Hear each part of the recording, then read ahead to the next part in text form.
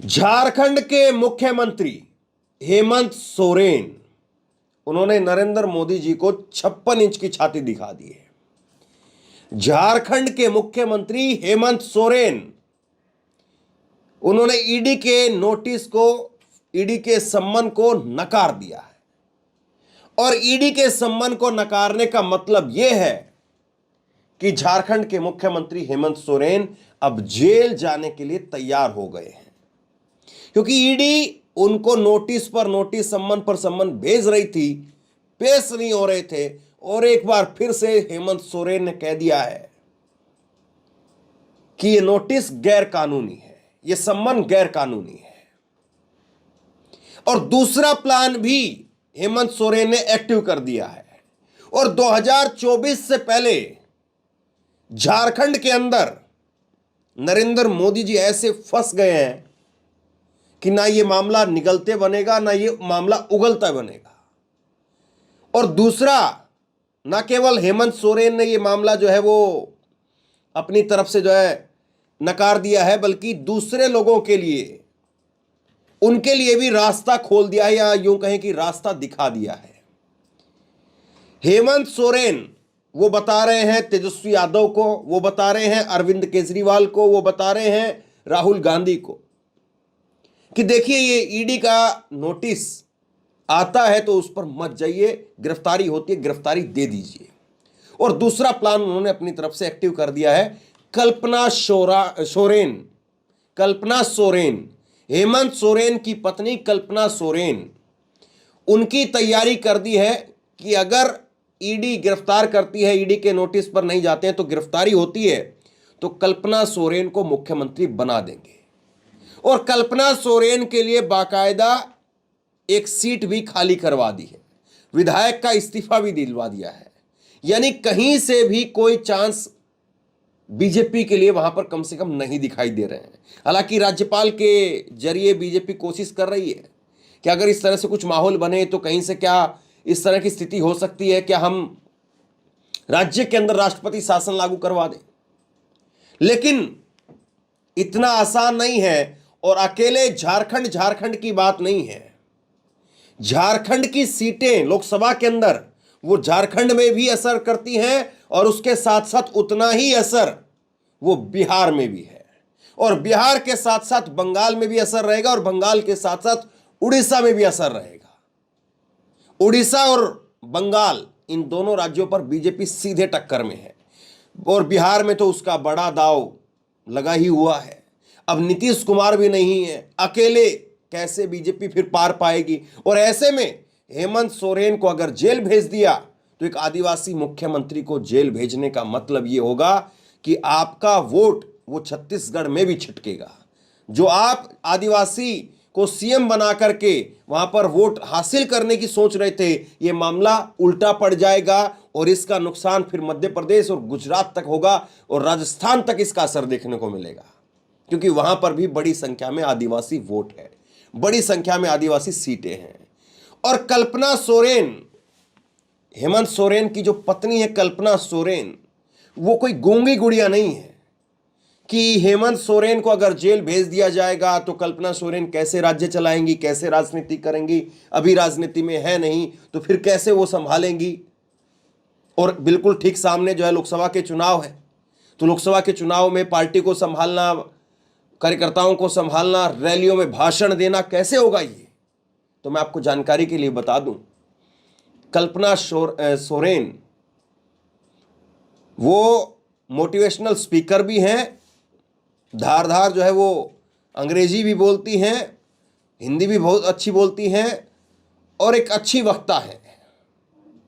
राजनीति में इतना काफ़ी है, अच्छी समझ है आपके पास में, अच्छे वक्ता है आप, फिर उसके बाद में सरकार तो आईएएस आईपीएस और मंत्रियों के सहारे भी चल जाएगी। और जब आप उस राजनीति में आएंगे, और जाहिर सी बात है घर पर एक माइंड मेकिंग भी जरूर हो रही होगी। तो हेमंत सोरेन का कुल मिलाकर के दाव आप समझिए, करीब करीब 4.5 एकड़ की जमीन है, करीब करीब 4.5 एकड़ की जमीन है। उस 4.5 एकड़ की जमीन के खरीद में और बेचने में धांधली का आरोप लगा करके ईडी उनको बुला रही है। लेकिन बात केवल इतनी नहीं है, हेमंत सोरेन से अलग अलग कई मामलों को लेकर के पूछताछ की बात हो रही है। और हेमंत सोरेन से जब अलग अलग कई मामलों को लेकर के पूछताछ की बात हो रही है तो कहीं ईडी उनको गिरफ्तार ना कर ले, यह भी एक डर है। और इस डर को खत्म करने के लिए हेमंत सोरेन ने पूरी तरह से अपने पत्ते खोल दिए हैं और अपने विधायक, जिनका नाम है ये जेएमएम के विधायक हैं सरफराज अहमद ने इस्तीफा भी दे दिया है। सरफराज अहमद के इस्तीफे के बाद में बताया जाता है कि सरफराज अहमद को हेमंत सोरेन का एक फोन गया, फोन के बाद में इस्तीफा आ गया, किसी को खबर तक नहीं लगी, किसी को भनक तक नहीं लगी। और हेमंत सोरेन का वहां पर जो है वो दाव दूसरा ये आ गया कि सरफराज अहमद की सीट से उनकी पत्नी कल्पना सोरेन वो अपने दावेदारी ठोकेंगी और वहां से विधायक बनेंगी, लेकिन सीएम वो पहले ही बन जाएंगी। जिस तरह से बीजेपी ने किया है ना अभी राजस्थान में, कि चुनाव में उम्मीदवार को ही मंत्री बना दिया, टेक्निकल जो ग्लिच होता है उसका फायदा लेते हुए। हालांकि वो मामला दूसरा है, चुनाव हो रहे हैं वहां पर, यहां पर चुनाव नहीं है, आचार संहिता लगी हुई है वहां पर, लेकिन वो मामला ठंडे बस्ते में कैसे चला गया देखिए जरा, इतनी बड़ी बात भी। तो बीजेपी की इसी ट्रिक को जो है वो अपनाते हुए और लालू प्रसाद यादव के मॉडल को अपनाते हुए हेमंत सोरेन ने वाकई नरेंद्र मोदी के सामने 56 इंच की छाती दिखा दी है कि जो कोई काम दूसरा नहीं कर पाया वो हेमंत सोरेन ने कर दिया। वरना ईडी के शिकंजे में कितने नेता आए और ईडी के शिकंजे में कितना नेता आकर के जेल में भी चले गए। तो हेमंत सोरेन जो कि मुख्यमंत्री हैं, क्या पहले ऐसे मुख्यमंत्री मोदी राज में होने जा रहे हैं जिनको ईडी गिरफ्तार करेगी? सवाल यह है।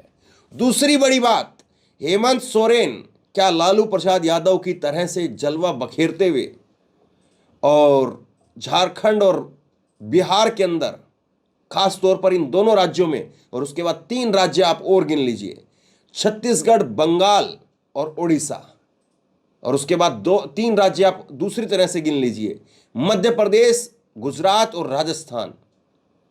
ये मैं कैटेगरी वाइज इसलिए बता रहा हूं आपको कि सबसे ज्यादा जो नुकसान होगा वो बीजेपी को झारखंड में होगा। झारखंड की राजधानी दुमका है लेकिन चलता सब कुछ रांची है, लेकिन चलता सब कुछ दुमका से है। और फिर दूसरी बात, लालू प्रसाद यादव, उनकी जो है वो जब वो पेशी होती थी रांची के अंदर ही होती थी। तो लालू प्रसाद यादव का झारखंड का और बिहार से निकला ही है झारखंड, तो ये बिहार के अंदर भी असर रहेगा, बड़ा असर रहेगा, सबसे बड़ा असर बिहार के अंदर ही रहेगा। तो पहली कैटेगरी का नुकसान जो है वो झारखंड में और बिहार में होगा। दूसरी कैटेगरी का नुकसान जो पड़ोस के लगते हुए राज्य है और आदिवासी क्षेत्र में है, छत्तीसगढ़ में बड़ा नुकसान होगा। उसके बाद में बंगाल में, वहां पर भी ममता बनर्जी इस बात को भुनाएंगी और ममता बनर्जी हेमंत सोरेन के साथ में खड़ी हुई है, और उड़ीसा में भी उसका नुकसान होगा। उसके बाद में तीसरी कैटेगरी पर आ जाइए। तीसरी कैटेगरी पर जो आदिवासी वोट है, आदिवासी सीटें हैं, मध्य प्रदेश के अंदर है, गुजरात के अंदर है और राजस्थान के अंदर है, वहां पर भी नुकसान होगा। तो बीजेपी क्या इतने बड़े नुकसान को सहन करने के लिए तैयार है? क्या बीजेपी वाकई अब इतनी आगे बढ़ चुकी है कि हेमंत सोरेन की गिरफ्तारी होगी ही होगी? अब कहेंगे मामले दोनों अलग अलग हैं, ईडी सम्मन देकर के बुला रही है और बीजेपी की गिरफ्तारी क्यों करवाएगी? वो सरकारी संस्था है, स्वतंत्र संस्था है। लेकिन देश में क्या परसेप्शन है उसकी जरा बात कीजिए। बिल्कुल आपकी बात सही है, ईडी अपने आप में इंडिपेंडेंट एजेंसी है, लेकिन ईडी क्या बीजेपी के नेताओं को बुलाती है? क्या ईडी के इशारे पर क्या बीजेपी के नेता, वो माफ कीजिए विपक्ष के नेता, वो बीजेपी में शामिल नहीं होते हैं? जरा चौक चौराहे पर एक बार आप पूछ करके तो देखिए लोग क्या कहते हैं ईडी के बारे में, तब आपको पता चलेगा एजेंसियों की कितनी दुर्गति हुई है पिछले कुछ सालों में, ये आपको पता चलेगा। किसी वक्त में सुप्रीम कोर्ट ने कहा था पिंजरे का तोता, कांग्रेस के जमाने में, लेकिन पिंजरे का तोता छोड़ दीजिए, अब तो कुछ और ही लोग आपको बताएंगे जब आप पूछेंगे, क्योंकि वॉशिंग पाउडर वो ऐसे ही काम नहीं कर रहा है। वो वॉशिंग पाउडर किसके सहारे पर काम कर रहा है ये आपको पता होना चाहिए। और दूसरी बड़ी बात यह है कि क्या ये हेमंत सोरेन तो पहला झटका है बीजेपी के लिए? क्योंकि अगर हर किसी ने इस तरह से ईडी के सम्मन पर जाने से मना कर दिया, ईडी के सामने पेश होने से मना कर दिया, तो फिर क्या सारे नेताओं को जेल में डाल दिया जाएगा? सवाल यह है। 2024 का चुनाव ठीक सामने है। हेमंत सोरेन को इससे पहले 5 महीने के अंदर 6 सम्मन दिए जा चुके हैं। 7वां सम्मन अब था और 7वें सम्मन को भी उन्होंने गैर कानूनी बता दिया है। तो मतलब अब ईडी आगे की कार्रवाई के लिए उनकी तरफ से आजाद हो गई है। अब ईडी की आजादी और ईडी को जो आजाद हेमंत सोरेन ने किया है, ये दोनों चीजें अपने आप में दिलचस्प हैं। लेकिन इसके बाद में अरविंद केजरीवाल को भी 3 सम्मन जा चुके हैं। फिर से बुलावा भेजा गया है अरविंद केजरीवाल को। क्या केजरीवाल पेश होंगे? क्या केजरीवाल भी हेमंत सोरेन की तरह से ऐसे ही जवाब दे देंगे और वो भी जेल जाने के लिए तैयार हो जाएंगे? अरविंद केजरीवाल की पार्टी भी लगातार वो भी कैंपेन चला रही है कि अरविंद केजरीवाल इस्तीफा दें कि ना दें। अरविंद केजरीवाल क्या जेल से ही सरकार चलाएं? तो ये सारी चीजें जो विपक्ष के नेताओं के कुनबे में चल रही है, ये मोदी जी के लिए बड़ा अशुभ संकेत है 2024 के लिए। क्योंकि अगर इस तरह से होने लगा और नेताओं ने इस तरह से सब कुछ अलग कर दिया तो फिर बड़ी मुसीबत खड़ी हो जाएगी। और इसके बाद में बुलावा तेजस्वी यादव को भी है। तो क्या 2 सीएम और 1 डिप्टी सीएम उनको हम 2024 के चुनाव से पहले जेल में देखेंगे? क्या 2 सीएम और 1 डिप्टी सीएम उनको नरेंद्र मोदी जेल में भेजने का जोखिम उठाएंगे? वैसे जब चुनाव सामने होते हैं तो कोई भी इस तरह का रिस्क नहीं लेता है, कोई भी सरकार इस तरह के रिस्क नहीं लेती है। लेकिन क्या नरेंद्र मोदी इसको दूसरी तरीके से भुनाने का प्रयास करेंगे कि देखिए ये सारे भ्रष्टाचारी हैं, ये सारे करप्ट हैं, और जब इनको एजेंसियां बुलाती हैं जांच पड़ताल के लिए तो ये सहयोग नहीं करते हैं, उल्टा चोर कोतवाल को डांटे उस नीति पर काम कर रहे हैं। और ऐसे में सरकार एजेंसी अगर गिरफ्तार ना करे तो क्या करे? और क्या मोदी जी इन दोनों सीएम को और 1 डिप्टी सीएम को, इन तीनों को, हेमंत सोरेन, अरविंद केजरीवाल और तेजस्वी यादव, इन तीनों को गिरफ्तार करके भी एक मैसेज ये देने का काम करें कि देखिए साहब, एक तरफ जो है वो मंदिर भी बन रहा है, राम मंदिर। हर चीज में आप मंदिर को साइड में रख करके मत देखिए, उसके एंगल को रख करके चलिए। अब ये मंदिर वाला जो मसला है वो मोदी के लिए, और दूसरा उसके साथ में कि देखिए भ्रष्टाचारियों के ऊपर वार करने में, उनको जेल भेजने में मोदी कतई 1 इंच भी वो पीछे नहीं होते हैं। कोई नफा नुकसान से वो डरते नहीं है। लेकिन ये बात गले उतरती नहीं है कि लोग इसको जो है वो स्वीकार कर लेंगे, क्योंकि लोगों के सामने फहरिस्त है कि 95%, 95% विपक्ष के नेता ही कब्जे में क्यों आते हैं, विपक्ष के नेता ही निशाने पर क्यों आते हैं?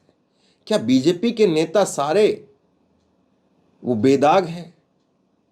एक तरफ बीजेपी के नेताओं की फहरिस्त है, बलात्कारी नेताओं की फहरिस्त है, बलात्कार के आरोप नेताओं की फहरिस्त है।